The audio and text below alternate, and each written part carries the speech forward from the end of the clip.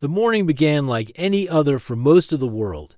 In the small coastal city of Port Clara, fishermen prepared their boats while children walked to school with backpacks bouncing on their shoulders. In the busy streets of New Delhi, the sound of traffic mixed with voices calling out to sell fruit and bread.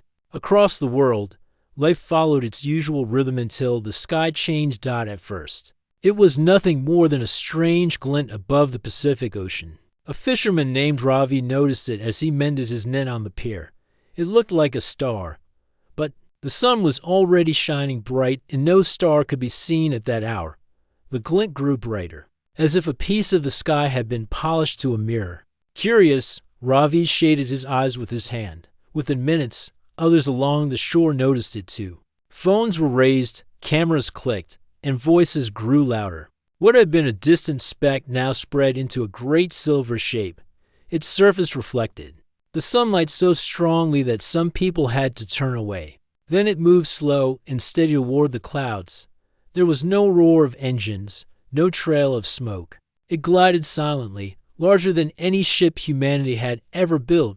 News channels caught the event almost immediately. Helicopters flew close enough to film the massive object, broadcasting it to the entire world. Scientists tried to measure its size and speed, but the readings made little sense. The vessel was at least 2 kilometers long, its surface smooth, except for delicate lines that ran across it like patterns on a seashell. By the time the silver ship reached the skies over the Pacific, people from Tokyo to Los Angeles could see it with the naked eye. Social media exploded with questions and theories. Some thought it was a new human-made aircraft, though no country claimed responsibility. Others whispered about visitors from beyond Earth. Then something happened that removed all doubt. The vessel slowed until it hovered above the ocean. The sea below it rippled as if touched by an invisible hand. A section of the ship's surface folded open with a motion so fluid it reminded onlookers of petals opening in sunlight. From the opening, a thin beam of golden light extended downward. It touched the water and spread into a wide circle that floated above the waves. Like a glowing island, out of that golden platform stepped figures unlike any human being. They were tall, nearly twice the height of a grown man, and their bodies were slender yet graceful. Their skin seemed almost transparent, with faint streams of light running beneath it like rivers under ice. They wore no visible armor, only a flowing garment that shimmered between silver and pale blue depending on how the light struck it. In Port Clara, Ravi and the other fishermen stared at the live feed streaming on a shop's television. The voice of the news reporter shook as she described the scene. Governments around the globe sent out emergency alerts telling citizens to remain calm and stay indoors, though many ignored the advice. Curiosity was stronger than fear. The golden platform lifted from the water and rose into the air until it hovered in front of the vessel's open section. The tall being stepped forward. A wave of light spread across the sky, like sunlight passing through water. Then a voice spoke not from loudspeakers or radios, but directly into every mind. People of Earth, it said, calm and steady, neither male nor female. We come as envoys of the Galactic Union. We mean no harm. We have crossed the void to deliver a message of great importance. Millions froze in place, their hearts pounding. Children stared wide-eyed at their parents. Soldiers in distant bases stood ready, but unsure what they could do against something so vast. And advanced in the United Nations building, translators set down their headsets, realizing they were not needed. The voice was in every language at once. Understood without effort. The voice continued. Beyond your system, forces have awoken that threaten young worlds such as yours. Our order has sworn to shield developing civilizations until they can defend themselves. We offer Earth our protection. We will guard your planet with the strength of the Union. No harm shall come to you while we stand watch. A hush spread across the world. For the first time in human history, there was no sound of traffic, no chatter in markets, no clanging of tools in factories. Even the birds in Port Clara seemed to pause in the air. The figures on the golden platform stood perfectly still, as if giving humanity time to absorb their words. Their glowing forms did not sway with the wind. The surface of the great vessel caught the sunlight and sent pale reflections across the waves. In a small apartment in Nairobi, a teacher named Mira watched the broadcast on her phone. She felt a strange mixture of relief and unease. The idea of safety from the stars was tempting, but the fact that such powerful beings could simply arrive uninvited unsettled her. She was certain many others felt the same in Washington, Beijing, Moscow, and countless other capitals. Leaders and advisors hurried into secure rooms to discuss the offer. The question raced through every mind. Was this a gift or a chain in disguise? The alien voice returned. We do not demand your surrender. We ask only for your agreement to stand under our shield until your kind is ready. With our protection, no enemy will breach your skies. With our knowledge, you will advance swiftly. You may keep your cultures, your freedoms, your way of life. As the message ended, the golden platform descended again toward the ocean. The figures stepped back into the opening of the vessel, which closed with the smoothness of a calm tide. The great silver ship remained where it was, hanging above the waves, its presence like a mountain in the sky. In Port Clara, Ravi finally spoke after what felt like hours. They are offering to protect us, he said, almost to himself. A young boy beside him asked, "Do we say yes?" No one around could answer. The world had been given an invitation unlike any before. The strangers from the stars had promised safety and knowledge. But with that promise came a question, one that would soon divide humanity. Were they ready to trust beings they had just met, or would they take another path? The day that had begun like any other now carried the weight of a decision that could shape the future of the entire human race. The great silver vessel remained in the skies above the Pacific for 3 days. It did not move, nor did it make any threatening gesture.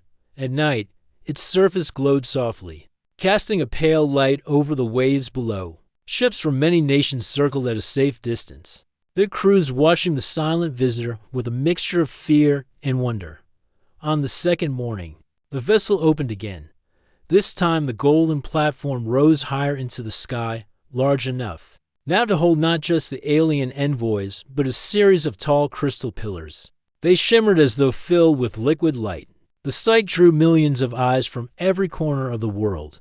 When the voice spoke again, it was clearer and warmer than before.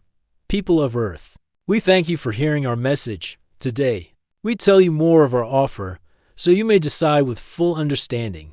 The tallest envoy stepped forward on the platform. Its long limbs moved with the grace of flowing water. A faint blue light pulsed beneath its skin, as if marking the rhythm of a heartbeat. The envoy raised one hand, and the sky itself seemed to change. Above the platform appeared a vast moving image, stars, planets, and strange glowing shapes, drifting through the void. This is the Union, the voice said. We are an alliance of many worlds, young and old. Our oldest members have known the stars for thousands of years. We share knowledge, protect one another, and guide new civilizations toward safety. Yours is a young world, full of life and promise. We have come because danger approaches. The image above shifted, showing a dark shape moving among the stars. It was larger than the vessel in the Pacific and had jagged edges like shards of broken rock. Round it swirled smaller forms that glowed faintly red, even without words. The sight carried a sense of threat. These are the Drak, the envoy's voice continued. They consume what they find. They have ended many young worlds before they could defend themselves. We have held them back in distant regions, but their reach grows. If they find you now, Earth will not stand for long. Gasps and whispers broke out among those watching in public squares and on screens. The idea of such a force moving through the galaxy was frightening enough, but the fact that it might be coming here filled many with dread. The envoy lowered its hand, and the image above faded. We offer you protection under the shield of the Union. If you accept, we will place a barrier around your world that no Drak ship can breach. Our fleets will guard your skies. Our science will help you grow stronger. You will lose nothing of your way of life. You will remain free to govern yourselves. Only when you are ready will you stand without our shield. For a moment, there was silence across the world. The promise was clear: safety, knowledge, and time to prepare for the future. It sounded like the answer to every fear. In the United Nations building, a special session had already been called. Leaders from every country sat at a long table, with translators and aides rushing between them. The Secretary General, a calm man named Omar, listened carefully before speaking into his microphone. "Honored envoys," he said, "knowing the aliens could hear, we thank you for this generous offer. But such a decision is not for governments alone. The people of Earth must understand what it means." The voice of the envoy replied, still as steady as before, "We will answer any question. We will remain until you have decided." And so the questions began. A representative from a small island nation asked if the barrier would block travel to the stars. The envoy answered that it would not. Humans could still build ships and leave their world, though the shield would remain to guard the planet itself. A scientist from Europe asked if the Union would demand tribute or resources. The envoy answered no. A general from Africa asked if the Union would station troops on Earth. The envoy answered that none would land without permission. The answers seemed honest. Yet not all hearts were calm. In a modest home in Buenos Aires, a retired engineer named Luis watched the talks on television. He frowned, his hands clasped. His granddaughter, sitting beside him, asked why he looked troubled. "They seem kind," Luis said slowly, "but they are powerful beyond our dreams. Power is never given without some cost, even if that cost is not spoken aloud." Elsewhere, in a military base in Canada, a group of officers gathered around a large screen. Their commander, a woman named Hannah, studied the alien vessel's design. No engines, no visible weapons. And yet it could cross the stars. If they wanted to control us, she said to her staff, they would not need to ask. That is what makes me wonder. Why do they ask? Back on the golden platform, the envoy stood waiting. The tallest one finally spoke again. "We will not push you to answer quickly. We will give you 7 days to decide. Speak among yourselves. Debate, question, but do not delay too long. The Drac are moving, and we do not know how soon they may reach your system." With that, the golden platform descended once more into the vessel, and the opening closed. The ship stayed in the same place, quiet and unmoving, a silent reminder of the choice before humanity. In the following hours, the world's cities became stages for heated discussion. Some saw the offer as salvation, others saw it as the first step toward dependence. On the streets of Cairo, a merchant told his friends that only a fool would refuse such protection. In the cafes of Paris, students argued that to accept would mean living under another's shadow. In the mountains of Nepal, a small group of monks simply prayed for wisdom to be given to those who would decide. The news channels replayed the aliens' words again and again. Experts appeared on screens to explain what the barrier might be, what alien science could teach humanity, and how the Union might reshape the world. Every home, every market, every factory became a place where the question was asked, should Earth accept? Far away in the quiet of his farm, a man named Tomas leaned on his fence and watched the clouds. He had heard the offer on the radio while tending his fields. To him, the decision seemed more than a choice between safety and danger. It was a choice about what kind of people humans wanted to be. Would they take the shield and rest under it? Or would they learn to stand without it, even if that meant facing risk? Night came, and still the silver vessel glowed faintly over the Pacific. Ships kept watch, and satellites circled, taking endless pictures. The world waited, thinking of the dangers in the dark and the strangers offering to guard against them. 7 days would pass quickly. The choice would have to be made, and whatever path was chosen, it would change the story of Earth forever. The United Nations building in New York had never been so crowded. Leaders from every corner of the world had arrived, some in person, others through large digital screens set up along the curved walls of the main chamber. The air inside was heavy with the weight of the decision ahead. Outside, the streets were filled with people holding signs, some calling for acceptance of the alien offer, others demanding refusal. Omar, the Secretary General, stood at the center podium. He looked tired but focused. "We are gathered here, not for a single nation," he began, but for all humanity. The choice before us will shape our future in ways no one can fully predict. Let us hear every voice. The first to speak was President Rahim of a large coastal country. His voice was steady, and his words were clear. The Union shield would save us from the Drak. We cannot deny this. Their technology is beyond anything we can build in centuries. If we refuse, we risk the destruction of our world. This is not a matter of pride. It is survival. Several leaders nodded in agreement, but others remained still. Prime Minister Sophia from a northern nation spoke next. Survival matters, yes, but at what cost? If we take this shield, we may grow used to it. Our people will depend on their power instead of building our own. What will happen when the shield is gone? Will we know how to stand, or will we have forgotten how? Her words stirred murmurs around the room, from the screens lining the wall. President Malik of a desert nation joined the discussion. The Union says they will not rule us. But promises can change. We do not know their full nature. They have shown us kindness, but they have also shown us their strength. If they wanted to take control, could we stop them? No, we could not. General Hannah, seated in a row behind her country's leader, leaned forward to speak. Though she was not an elected official, her voice carried the authority of someone who had led troops through danger. If the Drak are truly as powerful as the Union claims, then refusing their help may doom us. We must balance caution with reality. Omar listened, letting each side speak in turn.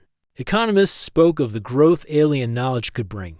Scientists imagined cures for diseases and solutions to climate problems. Farmers from rural regions spoke of wanting safety for their families. Yet there were also voices of warning historians who reminded everyone that powerful alliances between unequal partners often ended with the weaker side losing more than they gained. On the third day of the council's debate, a new voice joined the chamber. Tomas, the farmer from a small valley, had been chosen to speak. For ordinary citizens, he was not used to such a grand place, with its high ceiling and shining lights. Still, he walked to the podium without hesitation. He placed both hands on the wood and looked at the leaders before him. I have heard what the Union says. I have heard what all of you say. And I ask this, if we accept their shield now, who will protect us the next time danger comes if we are not ready? If we have not learned to protect ourselves, will we not be like a child who hides behind someone else? A few leaders exchanged glances, unsure how to answer. Tomas continued, his voice calm. It is not wrong to accept help, but help must not replace our own strength. If we depend too much, we will never be ready to stand.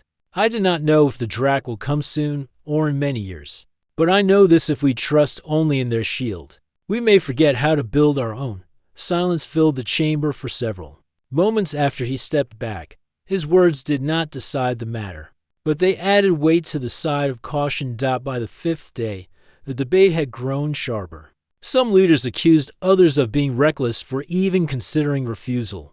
Others accused their colleagues of being willing to trade freedom for safety. A few tried to find a middle path: accept the Union's shield, but with a time limit, or ask for training rather than constant protection. Meanwhile, outside the United Nations, the streets became a stage for the world's divided feelings. One group marched with banners reading "Say Yes to the Shield," while another marched beside them carrying signs that read "Stand on Our Own." In some cities, these gatherings became loud and tense, but most remained peaceful. People understood the gravity of the moment. In their homes, families debated over dinner. In schools, teachers paused lessons to let students share their thoughts across farms, factories. In offices, the same question was asked again and again.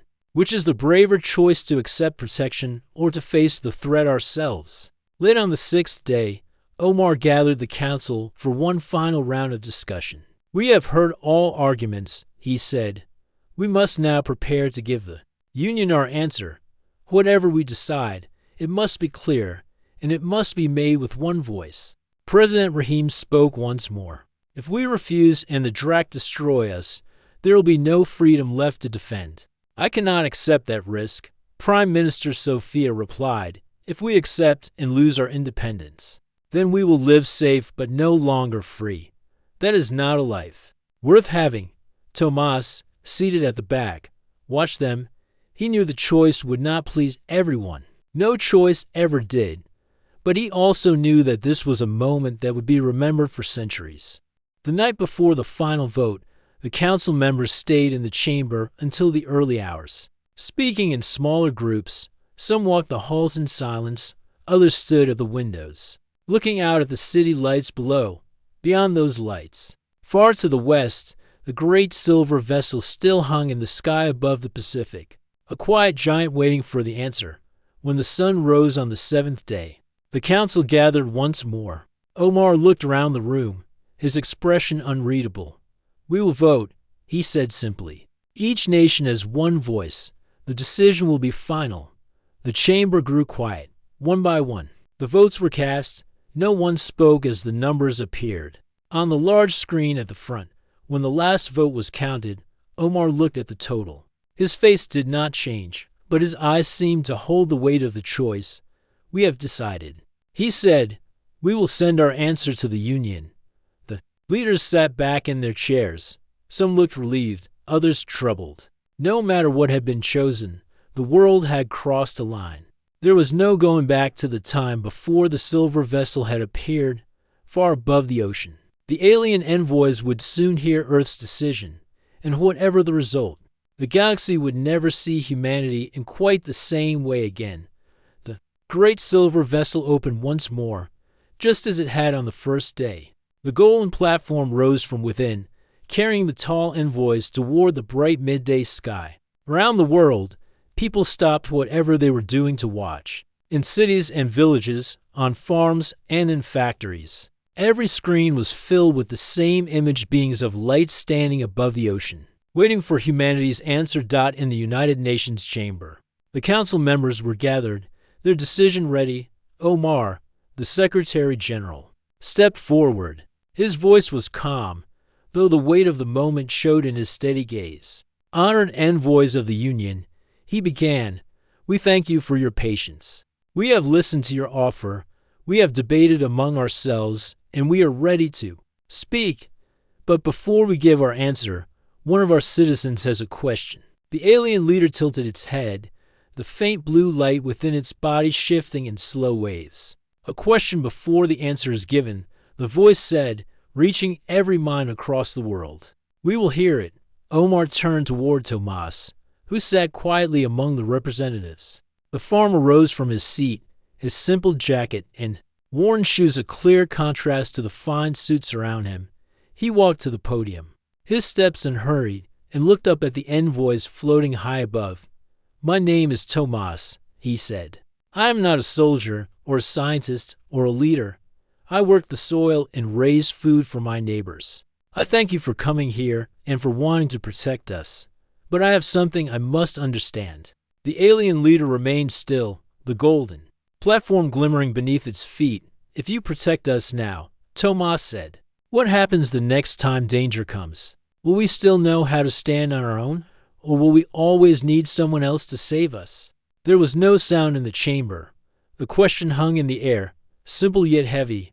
Outside, in streets and living rooms, millions leaned forward toward their screens. Even those who had made up their minds felt the weight of the farmer's words. The alien leader did not answer immediately. Its head turned slightly, as though looking at something far away. The light inside its body flickered, faintly, like the slow beat of a distant star. Finally, the voice came, not hurried, but thoughtful. "You ask what many worlds have not asked. Most accept protection without question. For fear is strong and danger is near. Few have spoken of standing without the shield. You wish to learn the art of defense rather than rest under another's guard." Tomas nodded once. "If we accept your shield, we will be safe. But safety without strength can make people forget how to be strong. I do not say your offer is wrong. I say it might keep us from growing into who we must be." The alien leader turned to face its companions. They did not speak aloud, but faint pulses of light moved through their bodies as if they were communicating in ways humans could not see. After several moments, the leader looked back at Tomas. "Your world is young, The voice said. You are far from ready to face the drag. We offer protection so that your light does not fade before it can shine. But you are right, constant shelter can make the strong forget their strength. In the chamber, several council members shifted in their seats. This was not the response they had expected. The leader continued. In the history of the Union, there have been few who chose the harder road.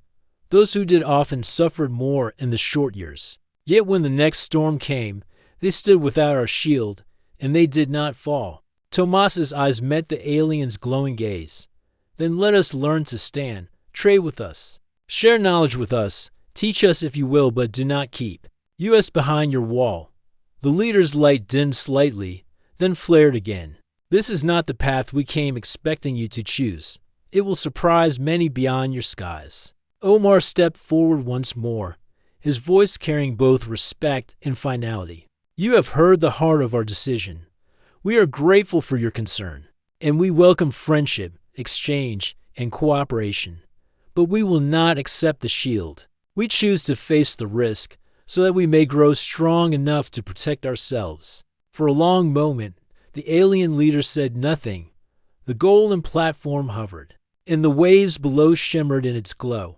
Then the voice returned, softer than before. Very well, people of Earth. Your choice is your own. The Union will honor it. The platform began to lower toward the vessel's opening. Before it vanished, the leader spoke again. We will leave you a gift, not a shield, but a seed. Use it well. With that, the platform descended into the ship. The opening closed, and the vessel rose slightly, its silver surface catching the light. The deep hum of its movement reached the ears of those watching from the nearest ships. Then the great craft drifted upward, past the thin clouds, until it became no more than a bright point in the sky. In the chamber, Tomas returned to his seat. Around him, the council members spoke in low voices.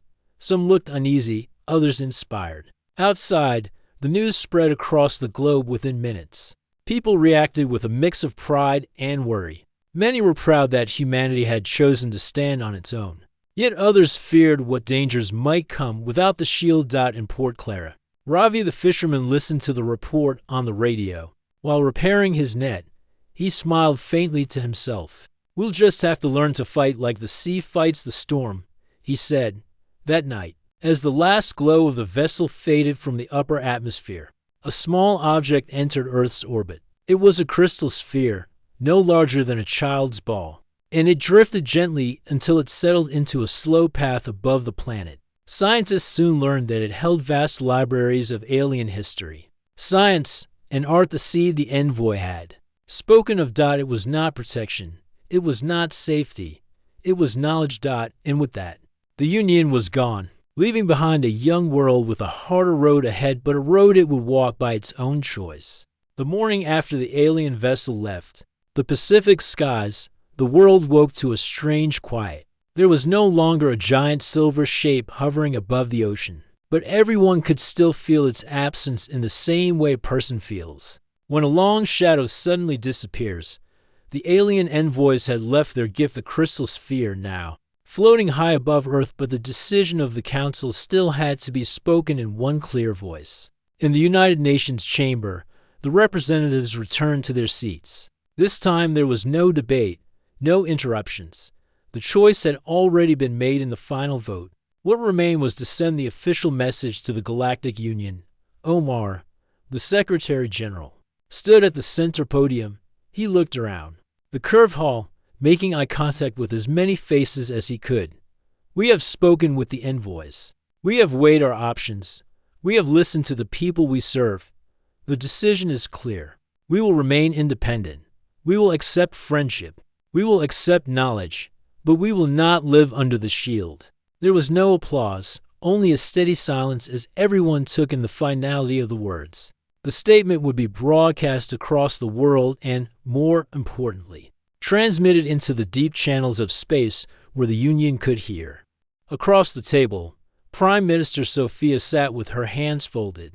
Though she had argued for independence from the beginning, she still felt the weight of the choice. Survival without the shield would be harder, and it was impossible to know how soon danger might come. But there was also pride in the decision. Pride that humanity had chosen to face its own challenges. President Rahim, who had argued strongly for accepting the protection, also sat in silence. His country was vulnerable, and the thought of the Drac troubled him deeply. Yet he knew the vote was final. His responsibility now was to help prepare his people for whatever might come. Once the statement was written in precise words, it was sent to every government for confirmation. The phrasing was simple, without decoration. To the Galactic Union, we thank you for your concern and your offer of protection. After discussion and careful thought, the people of Earth choose to remain independent. We welcome friendship, trade, and knowledge sharing. We will prepare ourselves for the dangers you have warned. U.S. about, we hope our paths will cross again. As equals, when the final confirmation came from every nation, Omar gave the order. A small team of scientists and engineers prepared the transmission. The message would be sent not through ordinary radio signals, but through the advanced relay that had been left in the crystal sphere. It was the first time humanity had used alien technology. In a secure control room, technicians worked quickly, but carefully. The relay glowed faintly, responding to their commands. It opened a narrow beam toward the stars, carrying the message faster than any human-made signal could travel. When the beam faded, there was nothing left to do but wait. The waiting was harder than the sending. Would the Union respond with disappointment, with anger, or with respect? No one knew. While the world waited, life moved forward in small, stubborn ways. In Port Clara, Ravi took his boat out to sea at sunrise, the same as he had before the aliens came. In the mountains, miners worked the tunnels. In cities, children still went to school, though their lessons now included discussions about the Union and the Drac. People continued living, but with an unspoken awareness that the future had shifted. 2 days later, the response came. The crystal sphere in orbit brightened suddenly, visible even to the naked eye in the night sky. Its glow spread in a soft arc across the darkness. Then, once again, the voice of the alien leader reached every mind on Earth. People of Earth, we have heard your decision. You have chosen the more difficult path. Many worlds faced with the Drac have chosen otherwise. You wish to meet the storm without our shield. The Union respects this choice. The voice paused, as if giving time for the words to settle. We will keep the channels of trade and knowledge open. We will visit again. Until then, we wish you strength, for strength is what you will need. The glow of the sphere faded to its usual dim light, but its presence remained, a silent reminder that the Union still watched from a far dot in the United Nations chamber. Relief mixed with determination. The aliens had not taken offense. The choice had been respected. Still, the meaning was clear. Earth was on its own when the Drac came. That evening, Tomas returned to his farm. He did not own a television, but neighbors had told him about the aliens' message. As he stood among the rows of young crops, he looked at the distant stars. Somewhere out there, unseen forces were moving toward them. Somewhere out there, the Union had ships that could protect them, but they would not be called. That thought did not frighten him. It made him want to work harder. In villages, towns, and cities, the same feeling began to grow. Workshops discussed new ways to build stronger machines. Universities spoke of creating defenses that could one day stand against a force like the Drac. Military leaders began to plan joint training between nations that had once been rivals. The choice had united the world in a way no treaty ever had. News channels reported on the decision from every angle. Some praised it as the bold step of a young but proud species. Others warned that pride could lead to disaster if preparation was not serious. Experts debated how long humanity had before the Drac might arrive. No one could agree, but all agreed that the time must be used well. From the orbiting sphere came small bursts of data each day, pieces of alien science, diagrams of technology, histories of distant worlds. The Union was keeping its word. They would not protect Earth, but they would give knowledge. What humanity did with that knowledge was entirely up to them, and so the days passed into weeks. The stars above seemed brighter now, not because they had changed, but because humanity looked at them differently. They were no longer just lights in the night. They were destinations, challenges, and perhaps one day, homes. The decision had been made. It was not the safer path, but it was the path humanity had chosen together. And in that choice, there was a new kind of strength. News of Earth's decision traveled faster than any signal before, through the vast networks of the Galactic Union. Worlds many light years away learned of the young planet's refusal to accept the Union's shield. Some worlds were shocked, others curious, and a few were quietly proud. In the grand halls of the Union's capital, enormous structures of crystal and light towered over thousands of delegates. Representatives from hundreds of species gathered, in chambers that shimmered with colors no human eye had yet seen. The message from Earth arrived in a special broadcast, shared with all present. A tall figure approached the main podium. It was Thalra, the envoy who had first come to Earth. Its body glowed softly, its many eyes reflecting the faces of the crowd. Thalra's voice, translated into the common language of the Union, echoed through the chamber. People of the Union. Thalra began. The planet Earth has made a choice that few would dare. They refuse the protection we offered. They choose to face the darkness on their own terms. A murmur passed through the audience. Some delegates whispered among themselves, their voices a mix of disbelief and admiration. One representative, from a distant desert world called Velkar, stepped forward. Their choice is reckless. The Drak are merciless. Why would a young species risk extinction when help is offered? Thalra turned to the Velkar delegate. Their courage is unlike any we have seen in recent cycles. It reminds us of the earliest days of many Union worlds when they first learned to stand and fight. Another delegate, from the water world Hydara, spoke next. Perhaps their refusal will inspire others. The Union's strength has often made worlds reliant, but true strength comes from within. Thalra nodded. Yes, it is a reminder that protection without growth may weaken the spirit. Earth may yet surprise us all. Back on Earth, the council members watched the broadcast from the Union. The reaction was mixed but mostly respectful. Leaders who had doubted the decision found themselves thinking again. The galaxy was watching, and humanity's choice was not seen as weakness. Scientists and engineers were soon invited to join new Galactic Union programs. Though Earth was not yet a member, the Union offered access to knowledge that could help humans develop defenses and technology. Faster, the crystal sphere in orbit pulsed softly, a symbol of this growing connection. Tomas, the farmer whose question had changed everything, received a message from an alien historian. The historian expressed a wish to learn about Earth's culture and history, seeing value in a people who chose to face danger rather than hide behind a shield. In schools across Earth, lessons about the Union and the galaxy became part of everyday teaching. Children asked new questions. What other worlds faced threats? How did they protect themselves? Could humans one day join the stars in the cities? New programs began. Engineers worked with alien advisors to study the technology in the crystal sphere. Military leaders developed training exercises based on alien tactics, but adapted to human strengths. Farmers like Tomas learned about new crops and techniques shared by Union worlds. Though the shadow of the Drak remained, hope grew stronger. Earth was not alone, even if it chose not to be sheltered. In the deepest chambers of the Union, a council debated the meaning of Earth's choice. Some argued that the planet's refusal was a sign of foolish pride. Others believed it was a signal of a new kind of power, one born from determination and self-reliance. Thalra stood again before the council. Earth reminds us that survival is not only about strength, but also about will.